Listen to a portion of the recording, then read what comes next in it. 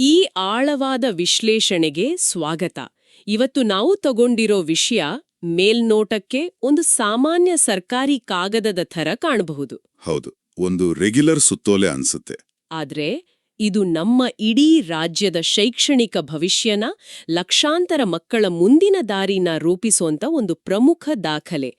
ನಾವಿವತ್ತು ಕರ್ನಾಟಕ ಸರ್ಕಾರದ ಶಾಲಾ ಶಿಕ್ಷಣ ಇಲಾಖೆಯ ಅಂಗವಾದ DSERT ಹೊರಡಿಸಿರೋ ಅಧಿಕೃತ ಸುತ್ತೋಲೆ ಬಗ್ಗೆ ಚರ್ಚೆ ಮಾಡ್ತಾ ಇದ್ದೀವಿ.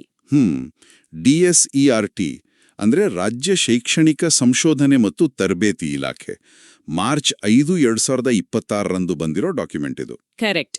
ಇದು 2025 ಮತ್ತು 26ನೇ ಸಾಲಿನ 6ರಿಂದ 9ನೇ ತರಗತಿಯ ದ್ವಿತೀಯ ಸಂಕಲನಾತ್ಮಕ ಮೌಲ್ಯಾಂಕನ ಅಂದ್ರೆ SA2 ಪರೀಕ್ಷೆ ಇದೆಯಲ್ಲ, ಅದರ ಸಂಪೂರ್ಣ ಮಾರ್ಗಸೂಚಿ. ಖಂಡಿತ. ಈ ದಾಖಲೆನ ಓದುವಾಗ ನಮಗೆ ಮೇಲ್ನೋಟಕ್ಕೆ ಕಾಣೋದು ಬರೀ ಪರೀಕ್ಷೆಯ ದಿನಾಂಕಗಳು ಮತ್ತು ನಿಯಮಗಳು ಮಾತ್ರ.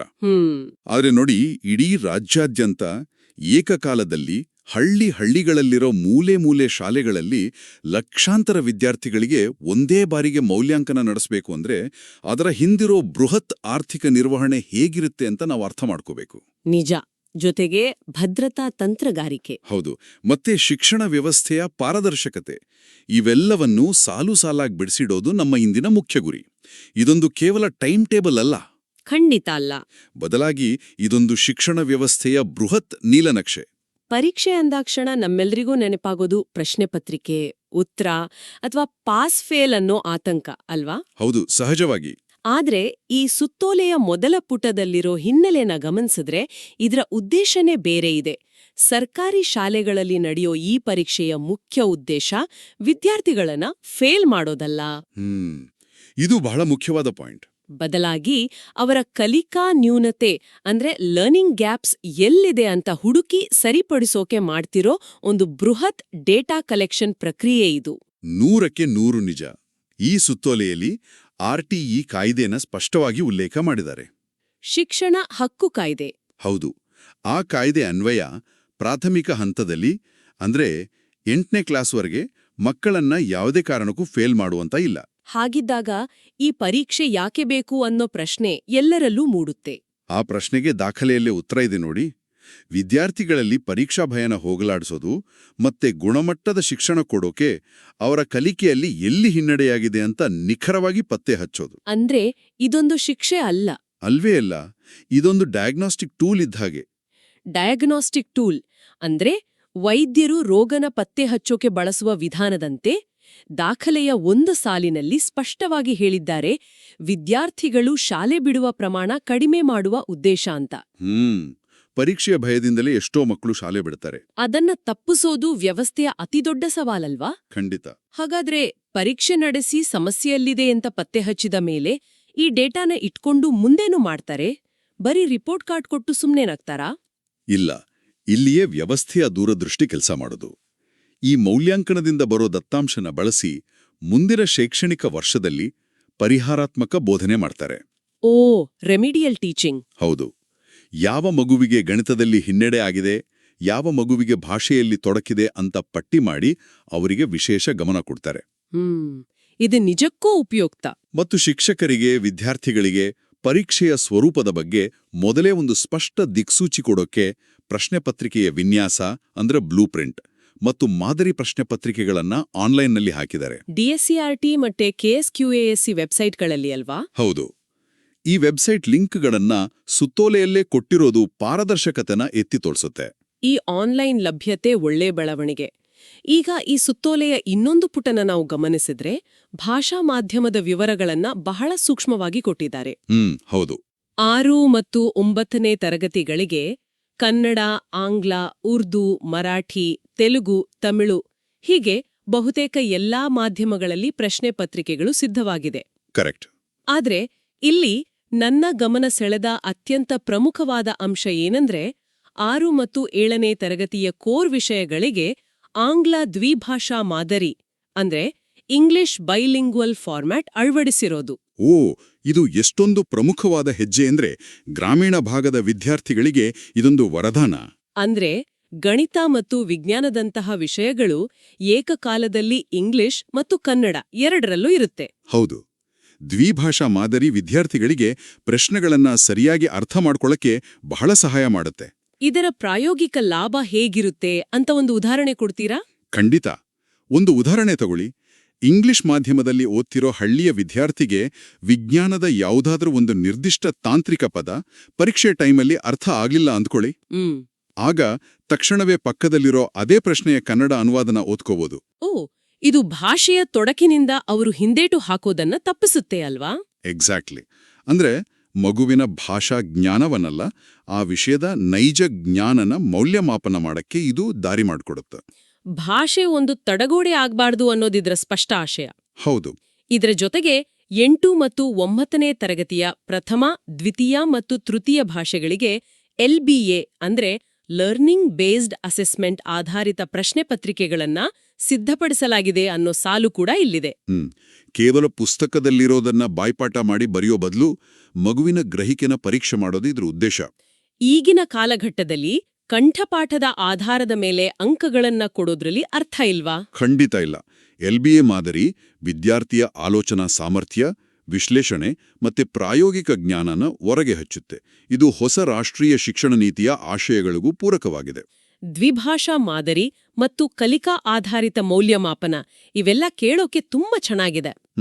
ಆದ್ರೆ ಪರೀಕ್ಷೆಯ ಅಂಕಗಳ ವಿಂಗಡಣೆ ಹೇಗಿದೆ ಅನ್ನೋದನ್ನ ಈ ಸುತ್ತೋಲೆಯಲ್ಲಿ ಬಹಳ ನಿಖರವಾಗಿ ಕೊಟ್ಟಿದ್ದಾರೆ. ನಾವು ಈ ಕೋಷ್ಟಕನ ಒಮ್ಮೆ ನೋಡೋಣ. ನೋಡಿ. 6 ಮತ್ತು 7ನೇ ಕ್ಲಾಸಿಗೆ 40 ಅಂಕಗಳ ಲಿಖಿತ ಪರೀಕ್ಷೆ ಮತ್ತೆ 10 ಅಂಕಗಳ ಮೌಖಿಕ ಅಥವಾ ಆಂತರಿಕ ಮೌಲ್ಯಾಂಕನ ಇರುತ್ತೆ. ಹೌದು. ಆದ್ರೆ 8ನೇ ತರಗತಿಗೆ ಬಂದ ತಕ್ಷಣ ಇದು 50 ಅಂಕಗಳ ಲಿಖಿತ ಮತ್ತೆ 10 ಅಂಕಗಳ ಆಂತರಿಕ ಮೌಲ್ಯಾಂಕನವಾಗಿ ಬದಲಾಗುತ್ತೆ.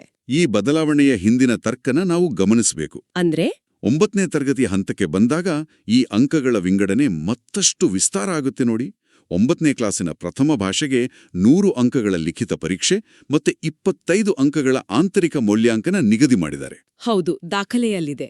ಉಳಿದ ಭಾಷೆಗಳು ಹಾಗೂ ಕೋರ್ ವಿಷಯಗಳಿಗೆ 80 ಅಂಕಗಳ ಲಿಖಿತ ಮತ್ತೆ 20 ಅಂಕಗಳ ಆಂತರಿಕ ಮೌಲ್ಯಾಂಕನ ಇರುತ್ತೆ. ಈ ಹಂತಹಂತವಾದ ಅಂಕಗಳ ಏರಿಕೆ ಇದೆಯಲ್ಲ, ಇದು ವಿದ್ಯಾರ್ಥಿಗಳನ್ನ 10ನೇ ತರಗತಿಯ ಹೈಸ್ಕೂಲ್ ಬೋರ್ಡ್ ಪರೀಕ್ಷೆಗಳ ಒತ್ತಡಕ್ಕೆ ಏಕಾಏಕಿ ತಳ್ಳದೆ ಮಾನಸಿಕವಾಗಿ ಮತ್ತು ಶೈಕ್ಷಣಿಕವಾಗಿ ಕ್ರಮೇಣ ಸಿದ್ಧಪಡಿಸೋ ವ್ಯವಸ್ಥಿತ ವಿಧಾನ. ಅಂದ್ರೆ ಸಣ್ಣ ತರಗತಿಗಳಲ್ಲಿ ಕಡಿಮೆ ಅಂಕಗಳ ಪರೀಕ್ಷೆ ನಡೆಸಿ ಹೈಸ್ಕೂಲ್ ಹತ್ರ ಬಂದಂತೆ ಪರೀಕ್ಷೆಯ ತೀವ್ರತೆನ ಹೆಚ್ಚಿಸ್ತಾ ಹೋಗೋದು. ಹೌದು. ಇದು ನಿಜಕ್ಕೂ ಉತ್ತಮ ಉಪಾಯ. ಆದ್ರೆ ಇಲ್ಲಿ ನನಗೆ ಕಾಡ್ತಿರೋ ಅತಿದೊಡ್ಡ ಪ್ರಶ್ನೆ ಬೇರೆ ಇದೆ. ಹೇಳಿ. ಇಷ್ಟೊಂದು ದೊಡ್ಡ ಮಟ್ಟದ ರಾಜ್ಯದ ಮೂಲೆ ಮೂಲೆಗಳಲ್ಲಿ ನಡೆಯೋ ಪರೀಕ್ಷೆಗೆ, ಅದು ದ್ವಿಭಾಷಾ ಪ್ರಶ್ನೆ ಪತ್ರಿಕೆಗಳನ್ನ ಮುದ್ರಿಸೋಕೆ ಹಣ ಎಲ್ಲಿಂದ ಬರುತ್ತೆ? ಇಡೀ ರಾಜ್ಯದ ಲಕ್ಷಾಂತರ ಮಕ್ಕಳಿಗೆ ಪ್ರಶ್ನೆ ಪತ್ರಿಕೆ ಮುದ್ರಣ ಅಂದ್ರೆ ಅದು ಸಣ್ಣ ಆರ್ಥಿಕ ಹೊರೆಯಲ್ಲ. ಇದೇ ಈ ಸುತ್ತೋಲೆಯ ಅತ್ಯಂತ ಗಮನಾರ್ಹ ಭಾಗ. ಹೌದಾ? ಆರ್ಥಿಕ ನಿರ್ವಹಣೆ ಬಗ್ಗೆ ದಾಖಲೆಯಲ್ಲಿ ಬಹಳ ಕಟ್ಟುನಿಟ್ಟಿನ ನಿರ್ದೇಶನಗಳಿವೆ. ಇಲ್ಲಿ SATS ತಂತ್ರಾಂಶ ಅಂದ್ರೆ ಸ್ಟೂಡೆಂಟ್ ಅಚೀವ್ಮೆಂಟ್ ಟ್ರ್ಯಾಕಿಂಗ್ ಸಿಸ್ಟಮ್, ಇದರ ಪಾತ್ರ ಬಹಳ ದೊಡ್ಡದು. SATS? ಹೌದು. ಈ SATSನಲ್ಲಿ ಪ್ರಸ್ತುತ ದಾಖಲಾಗಿರುವ ವಿದ್ಯಾರ್ಥಿಗಳ ಹಾಜರಾತಿಯ ನಿಖರವಾದ ಮಾಹಿತಿಯ ಆಧಾರದ ಮೇಲೆ ಮಾತ್ರ ಹಣ ಬಿಡುಗಡೆ ಆಗುತ್ತೆ. ಓಹೋ. ದಾಖಲೆಯಲ್ಲಿರೋ ಅಂಕಿ ಅಂಶಡನ್ನ ನೋಡೋದಾದ್ರೆ 6 ಮತ್ತು 7ನೇ ತರಗತಿಗೆ ಪ್ರತಿ ವಿದ್ಯಾರ್ಥಿಗೆ ತಲಾ 20 ರೂಪಾಯಿ ಹಾಗೂ 8 ಮತ್ತು 9ನೇ ತರಗತಿಗೆ ಪ್ರತಿ ವಿದ್ಯಾರ್ಥಿಗೆ ತಲಾ 30 ರೂಪಾಯಿಯಂತೆ ಸಮಗ್ರ ಶಿಕ್ಷಣ ಕರ್ನಾಟಕ ಅಂದ್ರೆ SSK ರಾಜ್ಯ ಕಚೇರಿಯಿಂದ ಅನುದಾನ ಬಿಡುಗಡೆ ಮಾಡ್ತಾರೆ. ಪ್ರತಿ ವಿದ್ಯಾರ್ಥಿಗೆ ಕೇವಲ 20 ಅಥವಾ 30 ರೂಪಾಯಿ ಅಂದ್ರೆ ವೈಯಕ್ತಿಕವಾಗಿ ಚಿಕ್ಕ ಮೊತ್ತ ಎನಿಸಬಹುದು. ಆದ್ರೆ ನಾವು ಇಡೀ ರಾಜ್ಯದ 50 ಲಕ್ಷಕ್ಕೂ ಹೆಚ್ಚು ವಿದ್ಯಾರ್ಥಿಗಳನ್ನ ಲೆಕ್ಕ ಹಾಕಿದ್ರೆ ಇದು ಕೋಟ್ಯಾಂತರ ರೂಪಾಯಿಗಳ ಬೃಹತ್ ಬಜೆಟ್ ಆಗತ್ತೆ. ಖಂಡಿತ ಆಗತ್ತೆ. ಇಲ್ಲಿ SATS ತಂತ್ರಾಂಶನ ಬಳಸಿರೋದು ವ್ಯವಸ್ಥೆಯ ಚಾಣಾಕ್ಷತನನ್ನ ತೋಸುತ್ತಲ್ವಾ? ಹಿಂದೆಲ್ಲ ಕಾಗದದ ಮೇಲೆ ಅಂದಾಜು ಸಂಖ್ಯೆನ ಬರೆದುಕೊಟ್ಟು ಹಣ ಪಡೆಯೋ ಅವಕಾಶ ಇತ್ತು. ಇದರಿಂದ ಹಣ ದುರ್ಬಳಕೆಯಾಗೋ ಸಾಧ್ಯತೆಯೂ ಇತ್ತು. ಹೌದು, ತುಂಬಾ ಸುಲಭವಾದಾಗ್ತಿತ್ತು. ಆದ್ರೆ ಈಗ ಶಾಲೆಯಲ್ಲಿ ನಿಜವಾಗಿಯೂ ಎಷ್ಟು ಮಕ್ಕಳಿದ್ದಾರೆ ಅನ್ನೋ ನಿಖರವಾದ ಆನ್ಲೈನ್ ದತ್ತಾಂಶದ ಆಧಾರದ ಮೇಲೆಯೇ ಹಣ ಬಿಡುಗಡೆ ಆಗತ್ತೆ. ಕರೆಕ್ಟ್. ಇದರಿಂದ ಹೆಚ್ಚುವರಿ ಪ್ರಶ್ನೆ ಪತ್ರಿಕೆಗಳ ಮುದ್ರಣನ ತಡೆಯಬಹುದು, ಕಾಗದದ ಪೋಲು ನಿಲ್ಲುತ್ತೆ ಹಾಗೂ ಅಂತಿಮವಾಗಿ ಸರ್ಕಾರದ ಬೊಕ್ಕಸಕ್ಕೆ ಆಗೋ ನಷ್ಟ ತಪ್ಪುತ್ತೆ. ಹೌದು. ತಂತ್ರಜ್ಞಾನನ್ನ ಆಡಳಿತದ ಆರ್ಥಿಕತೆಯೊಂದಿಗೆ ಹೇಗೆ ಅತ್ಯಂತ ಕಟ್ಟುನಿಟ್ಟಿನಾಗಿ ಮತ್ತೆ ಪರಿಣಾಮಕಾರಿಯಾಗಿ ಬೆಸೆಯಲಾಗಿದೆ ಅನ್ನೋದಕ್ಕೆ ಈ ಒಂದು ನಿಯಮವೇ ಸಾಕ್ಷಿ. ಇದು ವ್ಯವಸ್ಥೆಯ ಒಂದು ಮುಖ ಆಯಿತು. ಈಗ ಇದರ ಹಿಂದಿರೋ ಭದ್ರತಾ ವಿಭಾಗದ ಕಡೆಗೆ ನಮ್ಮ ಗಮನ ಹರಿಸೋಣ. ಇದು ಬಹಳ ಆಸಕ್ತಿದಾಯಕ. ಈ ಸುತ್ತೋಲೆಯಲ್ಲಿ ನನ್ನ ಕಣ್ಣಿಗೆ ಅತ್ಯಂತ ಆಶ್ಚರ್ಯ ಅನಿಸಿದ ಭಾಗ ಅಂದ್ರೆ ಗೌಪ್ಯತೆ ಮತ್ತು ಪ್ರಶ್ನೆ ಪತ್ರಿಕೆಗಳ ವಿತರಣೆಯ ಸಮಯ ಪಾಲನೆ. ಹೌದು, ಟೈಮ್ ಮ್ಯಾನೇಜ್ಮೆಂಟ್.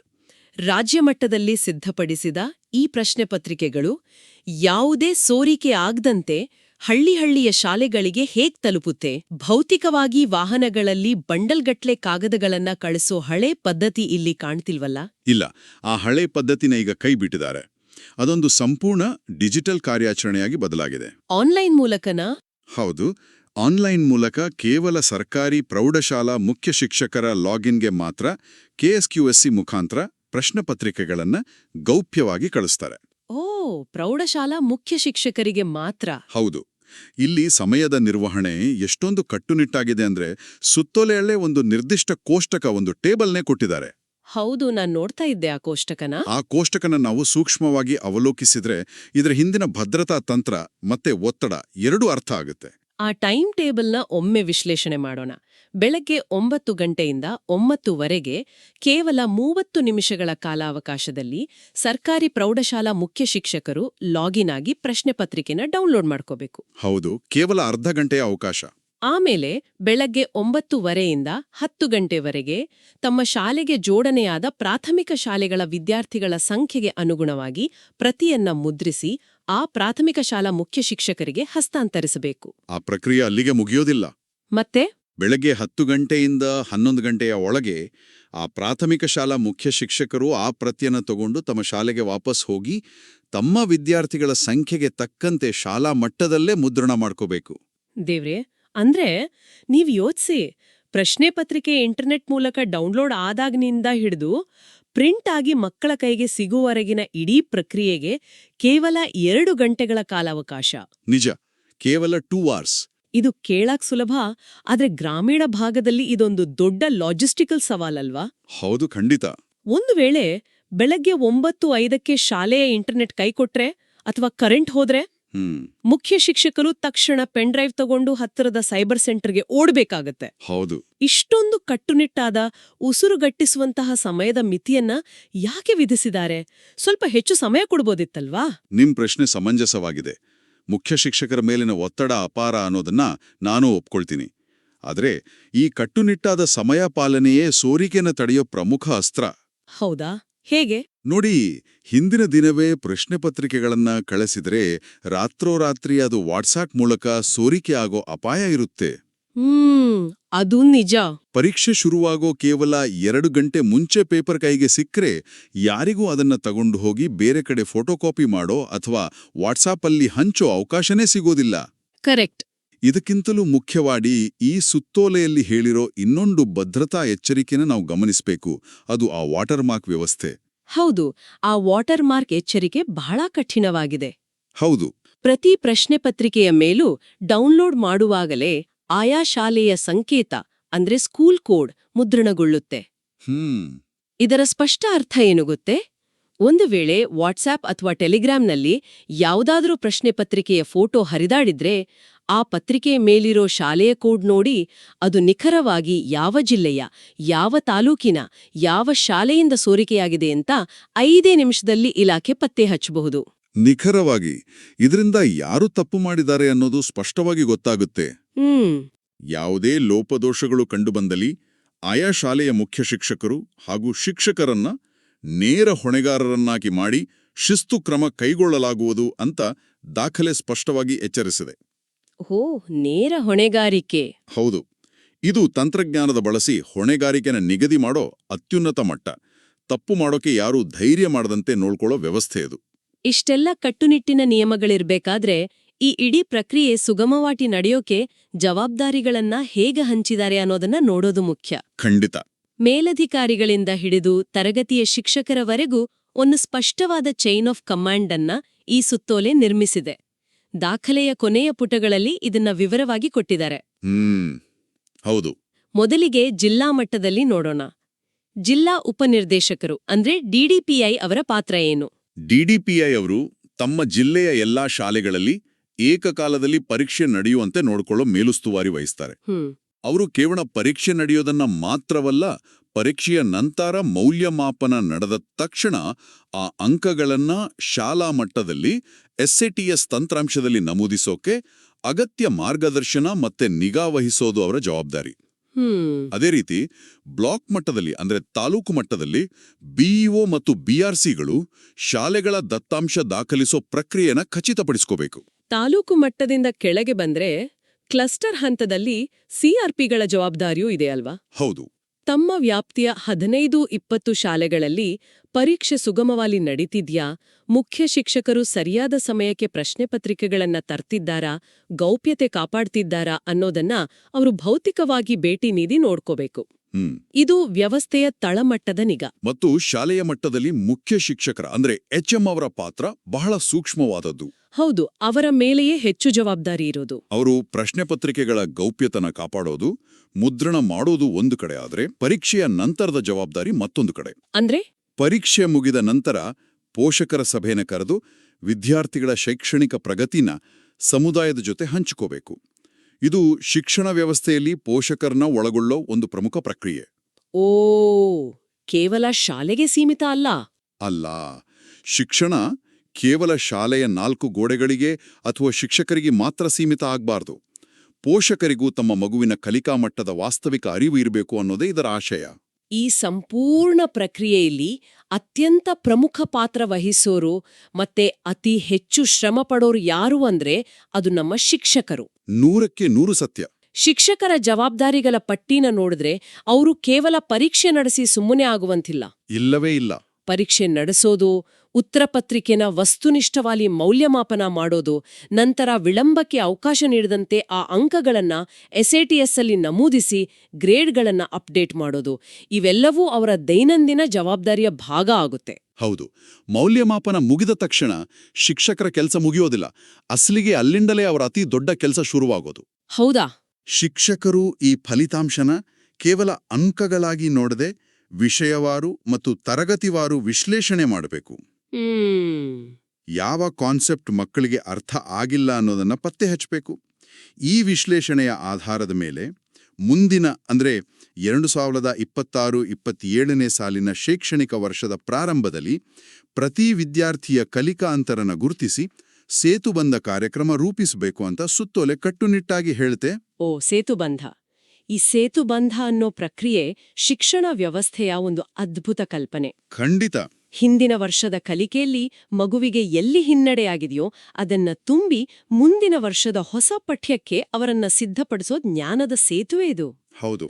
ಪರೀಕ್ಷೆನ ಕೇವಲ ಪಾಸ್ ಅಥವಾ ಫೇಲ್ ಅಂತ ತೀರ್ಮಾನ ಮಾಡೋಕೆ ಬಳಸ್ದೆ, ಮುಂದಿನ ವರ್ಷದ ಬೋಧನಾ ಕ್ರಮ ವಿನ್ಯಾಸಗೊಳಿಸೋಕೆ ಬಳಸ್ಕೊಳ್ಳೋ ಈ ವಿಧಾನ ಶಿಕ್ಷಕರ ಪಾತ್ರನ ಕೇವಲ ಎಕ್ಸಾಮಿನರ್ನಿಂದ ಡಯಾಗ್ನೋಸ್ಟಿಷಿಯನ್ ಮಟ್ಟಕ್ಕೆ ಅಂದ್ರೆ ರೋಗ ನಿರ್ಣಯಕಾರನ ಮಟ್ಟಕ್ಕೆ ಏರಿಸುತ್ತೆ. ನೀವು ಹೇಳಿದ್ದು ಸರಿಯಾಗಿದೆ.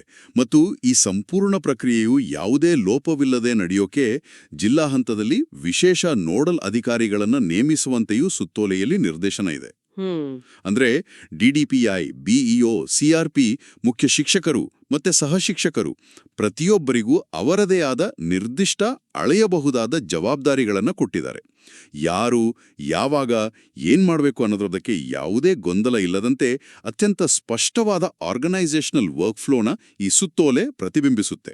ಹಾಗಾದ್ರೆ ಇಷ್ಟೆಲ್ಲ ನಿಯಮಗಳು, ಸಮಯದ ಮಿತಿಗಳು, ಭದ್ರತಾ ಎಚ್ಚರಿಕೆಗಳನ್ನ ಒಳಗೊಂಡಿರೋ ಈ ಸುದೀರ್ಘವಾದ ಸುತ್ತೋಲೆಯ ಮುಖ್ಯ ಸಾರಾಂಶನ ನಾವು ಒಗ್ಗೂಡಿಸೋದಾದ್ರೆ ನಮಗೆ ಸ್ಪಷ್ಟವಾಗಿ ಅರ್ಥ ಆಗೋ ವಿಚಾರ ಒಂದೇ. ಅದೇನು? ಇದೊಂದು ಸಾಮಾನ್ಯ ಕಾಗದವಲ್ಲ, ಇದು ಶಿಕ್ಷಣ ವ್ಯವಸ್ಥೆಯಲ್ಲಿ ಜವಾಬ್ದಾರಿಗಳ ಕಟ್ಟುನಿಟ್ಟಾದ ಹಂಚಿಕೆ, SATS-ನಂತಹ ಅತ್ಯಾಧುನಿಕ ದತ್ತಾಂಶ ತಂತ್ರಜ್ಞಾನದ ಸಮರ್ಥ ಬಳಕೆ, ಆರ್ಥಿಕ ನಿಖರತೆ ಮತ್ತೆ ಅಂತಿಮವಾಗಿ ಇಡೀ ರಾಜ್ಯದ ವಿದ್ಯಾರ್ಥಿಗಳ ಕಲಿಕೆಯ ಗುಣಮಟ್ಟನ ಹೆಚ್ಚಿಸೋಕೆ ಸರ್ಕಾರ ಹೆಣೆದಿರೋ ಒಂದು ಬೃಹತ್ ನೀಲನಕ್ಷೆ.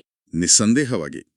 ನಮ್ಮ ಕೇಳುಗರಿಗೆ ಈ ಆಳವಾದ ವಿಶ್ಲೇಷಣೆಯಿಂದ ಒಂದು ವಿಚಾರ ಸ್ಪಷ್ಟ ಆಗಿರಬಹುದು. ಖಂಡಿತ. ಸರ್ಕಾರಿ ವ್ಯವಸ್ಥೆಗಳು ಹೇಗೆ ಕೆಲಸ ಮಾಡುತ್ತೆ ಅನ್ನೋದ್ರ ಬಗ್ಗೆ ಸಾರ್ವಜನಿಕವಾಗಿ ಹಲವು ತಪ್ಪು ಕಲ್ಪನೆಗಳಿರುತ್ತೆ. ಅದು ನಿಧಾನ, ಅಲ್ಲಿ ಟೆಕ್ನಾಲಜಿ ಬಳಕೆಯಲ್ಲ ಅನ್ನೋ ಮಾತುಗಳಿರುತ್ತೆ. ಹೌದು, ಸಾಮಾನ್ಯವಾಗಿ ಹಾಗೆ ಅಂದ್ಕೊಳ್ತಾರೆ. ಆದರೆ ಇಂತಹ ಅಧಿಕೃತ ದಾಖಲೆಗಳನ್ನ ಆಳವಾಗಿ ಅಧ್ಯಯನ ಮಾಡಿದಾಗ ಲಕ್ಷಾಂತರ ಮಕ್ಕಳ ಭವಿಷ್ಯನ ರೂಪಿಸೋ ವ್ಯವಸ್ಥೆಗಳು ಹೇಗೆ ಸಂಪೂರ್ಣವಾಗಿ ಡೇಟಾ ಡ್ರಿವನ್ ಆಗಿ, ಆರ್ಥಿಕವಾಗಿ ಎಚ್ಚರಿಕೆಯಿಂದ ಮತ್ತೆ ಅತಿ ಸೂಕ್ಷ್ಮವಾಗಿ ಯೋಜಿತವಾಗಿ ಕಾರ್ಯನಿರ್ವಹಿಸುತ್ತೆ ಅನ್ನೋದು ನಮಗೆ ಅರಿವಾಗುತ್ತೆ. ವ್ಯವಸ್ಥೆಯ ಕಾರ್ಯವಿಧಾನನ ಅರ್ಥ ಮಾಡಿಕೊಳ್ಳೋದು ಪ್ರತಿಯೊಬ್ಬ ಜವಾಬ್ದಾರಿಯುತ ಪ್ರಜೆಯ ಕರ್ತವ್ಯ ಕೂಡ ಹೌದು. ನಿಮ್ಮ ಮಾತು ಅಕ್ಷರಶಃ ಸತ್ಯ. ವ್ಯವಸ್ಥೆನ ಅರ್ಥ ಮಾಡ್ಕೊಳ್ದೆ ನಾವು ಕೇವಲ ವಿಮರ್ಶೆ ಮಾಡೋಕೆ ಆಗೋದಿಲ್ಲ. ಹೌದು. ಈ ಚರ್ಚೆನ ಮುಕ್ತಾಯಗೊಳಿಸೋ ಮುನ್ನ ಈ ಸುತ್ತೋಲೆಯ ಆಶಯದ ಹಿನ್ನೆಲೆಯಲ್ಲಿ ನಾವೆಲ್ಲರೂ ಯೋಚಿಸಬೇಕಾದ ಒಂದು ಪ್ರಮುಖ ವಿಚಾರನ ಮುಂದಿಡ್ತೀನಿ. ಹೇಳಿ. ಪ್ರಕ್ರಿಯೆಯಾಗಿ ನೋಡ್ತಾ ಬಂದಿದೀವಿ ಅಲ್ವಾ? ಪರೀಕ್ಷೆ ಅಂದ್ರೆ ಮಕ್ಕಳಿಗೆ ಮತ್ತೆ ಪೋಷಕರಿಗೆ ಒಂದು ರೀತಿಯ ಸಾಮಾಜಿಕ ಪ್ರತಿಷ್ಠೆ ಹಾಗೂ ಆತಂಕದ ವಿಷಯ. ತುಂಬಾ ಜನರ ಮೈಂಡ್ಸೆಟ್ ಹಾಗೆ ಇದೆ. ಆದ್ರೆ ಸರ್ಕಾರವೇ ಈ ಮೌಲ್ಯಾಂಕನನ ಡೇಟಾ ಚಾಲಿತ ಡಯಾಗ್ನಾಸ್ಟಿಕ್ ಟೂಲ್ ಆಗಿ, ಅಂದ್ರೆ ಕಲಿಕಾ ನ್ಯೂನತೆಗಳನ್ನ ಸರಿಪಡಿಸೋ ಸಾಧನವಾಗಿ ಬಳಸೋಕೆ ಇಷ್ಟೊಂದು ಕಟ್ಟುನಿಟ್ಟಿನ ನಿಯಮಗಳನ್ನ ಮಾಡ್ತಾ ಇರ್ಬೇಕಾದ್ರೆ ಸಮಾಜವಾಗಿ ನಮ್ಮ ಮನಸ್ಥಿತಿಯು ಬದ್ಲಾಗ್ಬೇಕಲ್ವಾ? ಖಂಡಿತ ಬದಲಾಗ್ಬೇಕು. ಮುಂದಿನ ಬಾರಿ ಮಗು ಪರೀಕ್ಷೆ ಮುಗಿಸಿ ಬಂದಾಗ ಸಮಾಜ ಮತ್ತೆ ಪೋಷಕರು ನಿನ್ಗೆಷ್ಟು ಮಾರ್ಕ್ಸ್ ಬಂತು, ಪಕ್ಕದ ಮನೆಯವನಿಗಿಂತ ಹೆಚ್ಚು ಬಂತ ಅಂತ ಕೇಳೋ ಬದಲು ಈ ಪರೀಕ್ಷೆಯ ಮೂಲಕ ನಿನ್ನ ಕಲಿಕೆಯಲ್ಲಿ ಯಾವ ಗ್ಯಾಪ್ ಕಂಡು ಬಂತು, ಅದನ್ನ ಹೇಗೆ ಸರಿಪಡಿಸಬಹುದು ಅಂತ ಕೇಳೋ ಮನಸ್ಥಿತಿಗೆ ನಾವು ಬದಲಾಗಬಹುದಾ? ಇದು ತುಂಬಾ ಆಳವಾದ ಪ್ರಶ್ನೆ. ಹೌದು.